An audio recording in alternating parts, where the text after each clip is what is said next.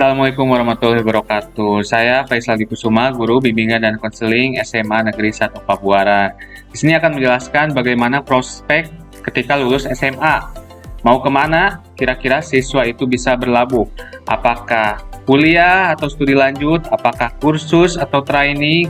Atau menjadi pegawai swasta, pegawai negeri, kerja di luar negeri, nganggur, dan lain-lain.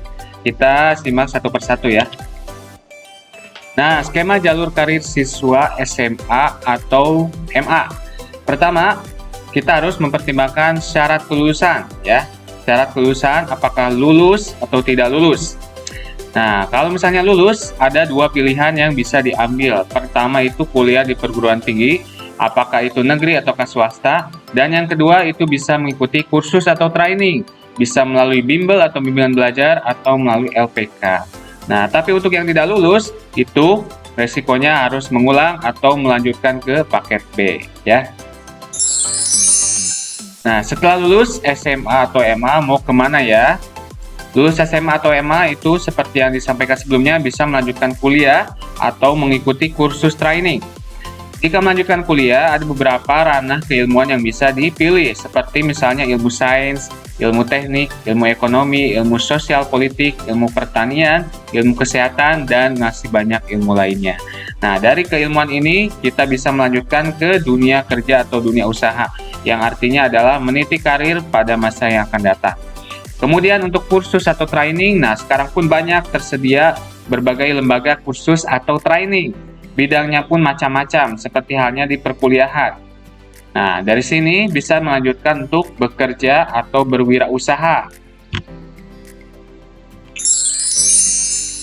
Beberapa pertanyaan apabila studi lanjut kuliah diantaranya adalah, apa program studi yang diminati? Bagaimana prospek masa depan program studi tersebut, di mana universitas atau katakanlah kampus yang ada program studi yang diminati itu, serta bagaimana langkah sukses menuju perguruan tinggi tersebut. Ini pertanyaan-pertanyaan yang seringkali muncul pada benak siswa yang mau lulus. Kemudian pertanyaan kalau mau mengikuti bimbel, kursus, atau training, yang pertama, program apa yang dipilih untuk bimbel, kursus, atau training? Kemudian bagaimana prospek masa depannya, di mana lembaga kursus training yang profesional tersebut, serta bagaimana kiat-kiat sukses dalam bimbel, kursus, atau training tersebut. Yang mau masuk dunia kerja pun sama, ada beberapa pertanyaan yang seringkali muncul pada benak siswa. Pertama, di mana sumber informasi kerja? Kemudian bagaimana cara merespon informasi kerja, apa yang harus dipersiapkan untuk masuki dunia kerja, serta bagaimana kiat sukses berkarir di dunia kerja. Ini akan dibahas nantinya, namun sekarang kita akan menyoroti terlebih dahulu untuk yang berminat melanjutkan kuliah. Nah, ada panduan studi lanjut ke perguruan tinggi, entah itu D1, D2, D3, ataupun S1. Mengapa harus studi lanjut kuliah? Nah, ini perlu diperhatikan. Pertama, agar memiliki wawasan yang lebih luas, sehingga dapat membentuk pola pikir atau mindset dalam diri Anda lebih baik. Karena yang mau melanjutkan kuliah itu akan ditopang wawasan keilmuannya, begitu. Jadi tidak dengan praktek skill seperti halnya yang mau langsung bekerja ya. Kuliah apalagi untuk S1 itu akan ditunjang dengan keilmuan teori, jadi akan lebih belajar atau fokus kepada keilmuan teori ya, seperti itu. Prakteknya pun ada, hanya saja tidak sebanyak yang D3 atau mungkin yang mau langsung bekerja, itu lain lagi. Yang kedua, agar memiliki sikap dan mental yang baik, ini jelas ya, karena dibekali hard skill dan soft skill. Ketiga, untuk memudahkan dalam bekerja atau dalam membuka usaha yang lebih baik dan berkarir lebih cepat. Keempat, untuk mencapai kepuasan yang tidak dapat diukur oleh materi karena telah melakukan proses menuju kesuksesan. Jadi bukan hanya hasil yang kita dapatkan, melainkan proses pengalaman yang juga penuh dengan kesan ya, yang menyenangkan. Kelima, untuk memperoleh kecukupan keuangan baik dengan cara Anda bekerja maupun berwira swasta. 6, aktualisasi di masyarakat. Jadi kita bisa show up, menunjukkan atau unjuk diri apa yang kita sanggupi, kemampuan kita seperti apa. Nah, kita bisa langsung terjun di masyarakat dan juga memiliki lingkungan komunitas yang derajat keilmuannya sama atau lebih tinggi dari kita. Ada dua jalur pendidikan dalam pendidikan tinggi. Nah, buat kalian yang mau kuliah itu bisa melalui dua jalur ya. ada jalur atau pendidikan akademi. Nah, ini pendidikan yang diarahkan pada penguasaan ilmu pengetahuan seperti yang disampaikan sebelumnya ya.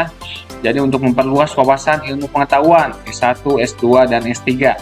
S1 sarjana, S2 itu magister, S3 itu doktor ya. Tapi untuk lulusan SMA itu paling tingginya S1 ya. Ini sudah banyak di berbagai kampus. Kemudian kedua, jalur pendidikan profesional. Nah, ini pendidikan tinggi yang diarahkan pada kesiapan keahlian tertentu serta menggunakan peningkatan kemampuan kerja atau aplikasi ilmu dan teknologi. Ini yang berbasis praktek terapan seperti D1, D2, D3, D4. Nah, atau spesialis SP1, SP2. Bentuk-bentuk perguruan tinggi. Nah, mungkin kalian atau kita sering mendengar ya, ada universitas, institut, sekolah tinggi, akademi, politeknik, dan lain-lain. Nah, itu bedanya apa? Nah, itu sebetulnya menunjukkan level, kemudian menunjukkan jumlah jurusan, departemen, bidang yang tersedia di kampus tersebut. Pertama, universitas, ini level yang paling tinggi, karena ini jangkauannya, jurusan yang tersedianya itu lebih luas dibanding kategori lembaga lainnya. Universitas itu suatu PT yang menyelenggarakan program pendidikan akademi dan atau profesional yang beragam dan dikelompokkan dalam berbagai fakultas. Jadi dalam universitas tersedia berbagai fakultas, fakultas bahasa, fakultas ekonomi, fakultas teknik, fakultas olahraga, dan masih banyak lainnya. Tapi institut ini ada di level di bawah universitas ya, suatu PT yang menyelenggarakan program pendidikan akademi dan atau profesional dalam sekelompok disiplin ilmu pengetahuan teknologi dan atau kesenian yang sejenis seperti Institut Teknologi Bandung. Nah, itu hanya fokus pada bidang teknik saja. Beda dengan universitas ya, ada bidang teknik, ada bidang bahasa. Kalau institut fokus ke satu bidang. Institut Teknologi Bandung, Institut Teknologi Nasional atau ITENAS, nah Institut Teknologi Surabaya, Institut Kesenian, banyak ya. Sekolah tinggi, ini berada di bawahnya lagi ya, suatu PT yang menyelenggarakan program pendidikan, akademi dan atau profesional dalam lingkup satu disiplin ilmu tertentu. Ini lebih mengkerucut lagi, sekolah tinggi teknologi Telkom ya, namun sekarang Telkom itu sudah menjadi universitas. Sebelumnya masih STT Telkom ya. Kemudian ada juga Sekolah Tinggi Seni Indonesia ya, STSI, banyak. Ada lagi di bawah ST atau sekolah tinggi yaitu akademi. Nah, suatu PT yang menyelenggarakan program pendidikan profesional dalam satu cabang atau sebagian cabang ilmu pengetahuan. Jika sekolah tinggi itu satu disiplin ilmu, akademi itu satu cabang atau sebagian cabang ilmu pengetahuan. Ya, seperti misalnya Akademi Kepolisian, nah, itu khusus yang mau menjadi seorang perwira kepolisian, Akademi Militer yang mau menjadi perwira TNI, kemudian ada juga akademi musik, nah banyak ya. Kemudian ada juga yang kelima, Politeknik. Nah, ini suatu PT atau perguruan tinggi yang menyelenggarakan program pendidikan profesional dalam satu cabang dalam sejumlah bidang pengetahuan khusus. Bedanya dengan akademi, Politeknik itu memberikan porsi lebih besar pada praktik. Nah, akademi itu mungkin praktek, teori, porsinya seimbang. Tapi Politeknik itu lebih besar porsinya pada praktik atau terapan di lapangan. Itu ya. Politeknik itu banyak, ada Politeknik Kesehatan, Politeknik Bandung, nah yang terkenal ya, Polban, kemudian Politeknik Kesenian juga ada, banyak pokoknya ya. Perguruan tinggi negeri yang dikelola pemerintah. Nah, kita mengenal ada perguruan tinggi negeri dan perguruan tinggi swasta. Perguruan tinggi negeri ini diantaranya adalah UPI, Universitas Indonesia ya. Kalau untuk level universitas ada juga Unpad, Universitas Pajajaran, dan masih banyak, mungkin kalian pun lebih tahu. Kemudian ada institut, nah seperti Institut Pertanian Bogor atau Institut Teknologi Bandung, Institut Kesenian Jakarta, dan lain-lain. Sekolah tinggi contohnya STPDN, Sekolah Tinggi Pemerintah Pemerintahan Dalam Negeri ya, STPDN, STIS, STP, dan lain-lain. Ini juga nggak kalah banyak ya, karena bidangnya itu luas. Akademi contohnya adalah Akademi Angkatan Laut, Akademi Angkatan Udara. Nah ya, akademi militer yang dibagi lagi per bidangnya ya, Angkatan Laut, Angkatan Udara. Kemudian masih banyak lagi. Politeknik, ini Politeknik UI ya, Politeknik Unpad, Politeknik UNJ dan lain-lain. Jadi dari level universitas itu ada juga beberapa politeknik ya, seperti halnya Politeknik Unpad, Politeknik UI dan lain-lain. Politeknik Bandung itu pun awalnya berasal dari ITB ya, Institut Teknologi Bandung. Nah, jika tadi perguruan tinggi negeri, sekarang perguruan tinggi swasta ya, yang mengelolanya adalah pihak individu, grup atau yayasan non pemerintah. Universitas contohnya Universitas Islam Indonesia, Trisakti, Atmajaya ya. Ini beberapa yang swasta. Institutnya itu antara lain Institut Teknologi Indonesia Serpong ya, ada juga Institut Teknologi Nasional atau ITENAS, masih banyak. Sekolah tinggi, contohnya ada Sekolah Tinggi Ilmu Ekonomi YKPN, kemudian ada Sekolah Tinggi Pariwisata Bandung ya, meskipun itu lebih tepatnya NH ya untuk swastanya. Akademi itu ada juga Akademi Asmi Desanta. Nah, ada juga Akademi YKPN dan lain-lain ya. Politeknik, nah ini juga banyak ya, Politeknik API, Politeknik LPP dan lain-lain. Ini bisa kita pelajari lebih jauh ya di websitenya masing-masing. Nah, gelar dan sebutan lulusan perguruan tinggi itu pun beragam ya, tergantung bidang yang kita ambil. Gelar akademik ini adalah gelar pada lulusan perguruan tinggi yang menyelenggarakan pendidikan akademik buat mahasiswa yang sudah lulus. Gelar profesional, nah ini untuk pendidikan profesional. Sebutan profesi, sebutan yang diberikan kepada seseorang yang memiliki gelar akademik yang telah menyelesaikan program keahlian atau profesi bidang tertentu. Tapi untuk lulusan SMA itu biasanya gelar akademik ya. Seperti S1 itu adalah gelar sarjana.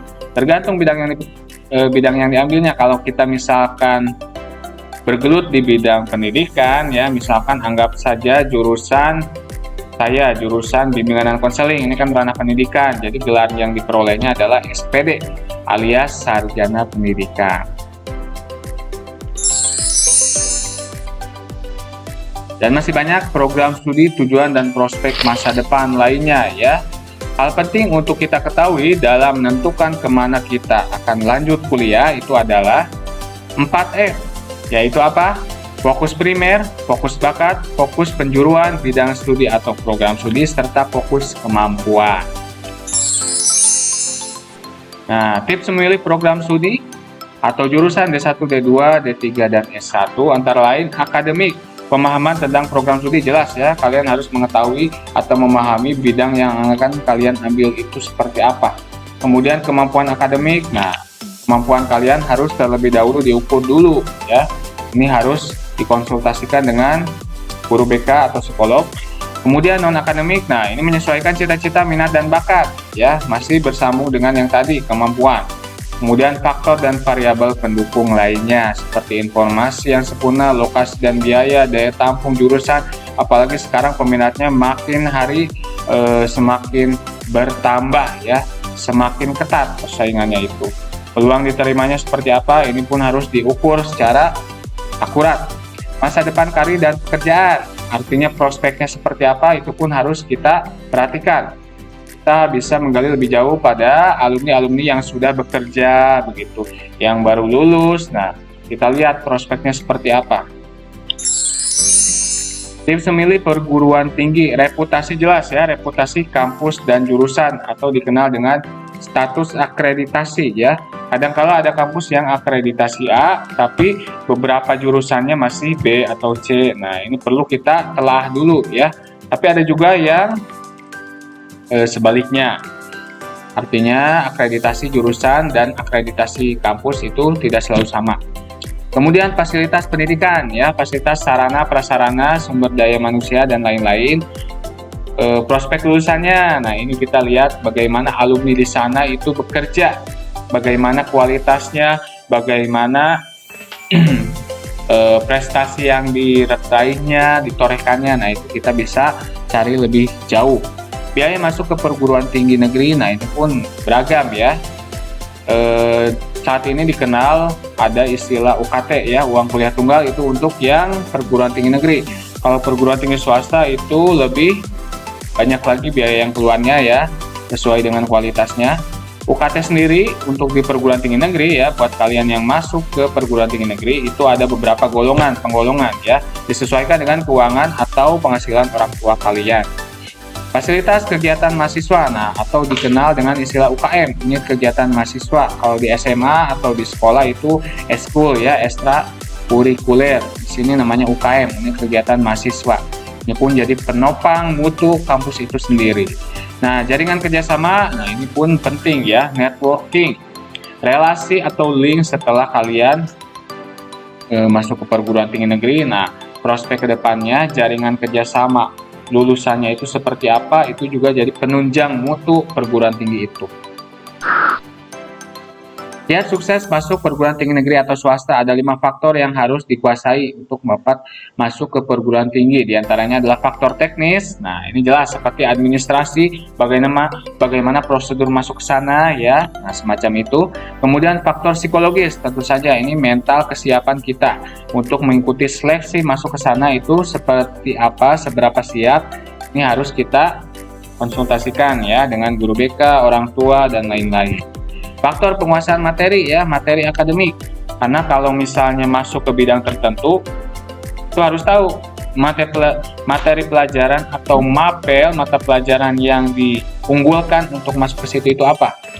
Seperti misalnya masuk bidang teknik, tentu saja yang diunggulkannya adalah ranah mata pelajaran IPA dan matematika. Tapi kalau kalian mau masuk hukum, ranah sosial yang dimayoritaskan atau diunggulkan atau difokuskan ya. Kemudian faktor strategi pengerjaan soal, faktor strategi pemilihan jurusan dan program studi. Ini pun nanti bisa dipetakan.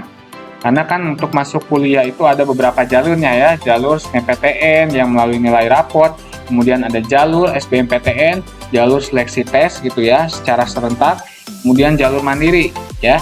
Jalur mandiri pun sekarang itu ada yang menggunakan nilai UTBK ya, UTBK. Jadi nilai yang sudah ada yang kalian dapat dari SBMPTN tinggal nanti dipetakan di ranking gitu. Tapi ada juga jalur mandiri yang melakukan seleksi tes kembali gitu. Macam-macam tergantung kebijakan kampus yang kalian pilih ya. Komponen biaya kuliah, nah ini pun penting ya. Biasanya ini yang dipertanyakan oleh siswa.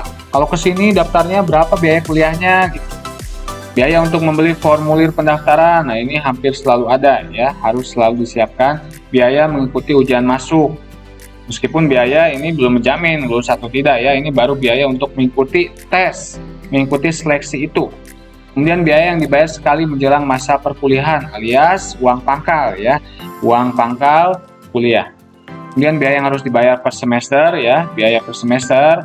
Kalau sekolah itu kan SPP, nah ini ada biaya per semester untuk kuliah. Rinciannya atau nominalnya itu beragam.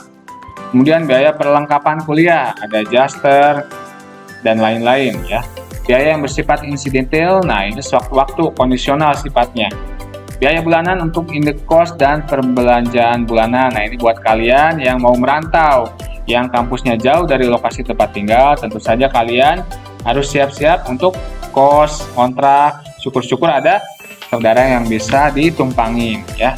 Kemudian biaya hidup sehari-hari jelas, biaya untuk melepas ketegangan atau hiburan ya, biaya refreshing maksudnya ya. Baik, itu mungkin ya gambaran perencanaan buat kalian yang mau lulus atau akan lulus untuk menentukan kemana kalian akan berlanjut, apakah itu kuliah atau kerja. Tadi yang kita jelaskan adalah kalian yang ada minat untuk kuliah. Kurang lebihnya nanti kita akan bahas lebih lanjut di sesi selanjutnya, termasuk untuk yang mau berencana kursus training kerja dan lain-lain ya. Makanya pantengin terus channel YouTube SMA Negeri 1 Pabuaran. Sampai di sini